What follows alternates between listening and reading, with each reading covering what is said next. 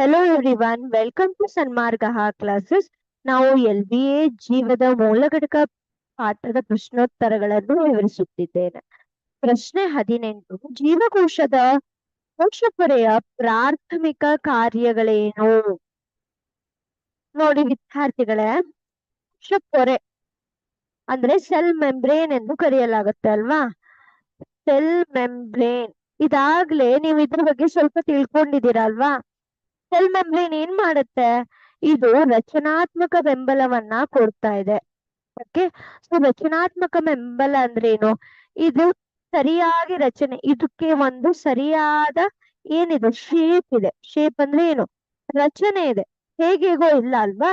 ಇದು ಸರಿಯಾದ ರಚನೆ ಹೊಂದಿರುವುದಕ್ಕೆ ಕಾರಣ ಈ ಕೋಶ ಪೊರೆ. ಮತ್ತು ರಕ್ಷಣೆಯನ್ನು ಒದಗಿಸುತ್ತದೆ. ಇಲ್ಲಿ ನೋಡಿ, ಇದು ಕೋಶ ಪೊರೆ ಇರೋದರಿಂದ ಯಾವ್ದಾವುದೋ ಈ ವಸ್ತುಗಳು ಒಳಗೆ ಬರಕ್ಕೆ ಆಗಲ್ಲ. ತನಗೆ ಬೇಕಾದ ವಸ್ತುಗಳನ್ನ ಮಾತ್ರ ಇದು ಒಳಗಡೆ ತಗೊಳತ್ತೆ. ಸೊ ಆದ್ದರಿಂದ ಇದು ರಕ್ಷಣೆಯನ್ನ ಕೂಡ ಒದಗಿಸುತ್ತಿದೆ.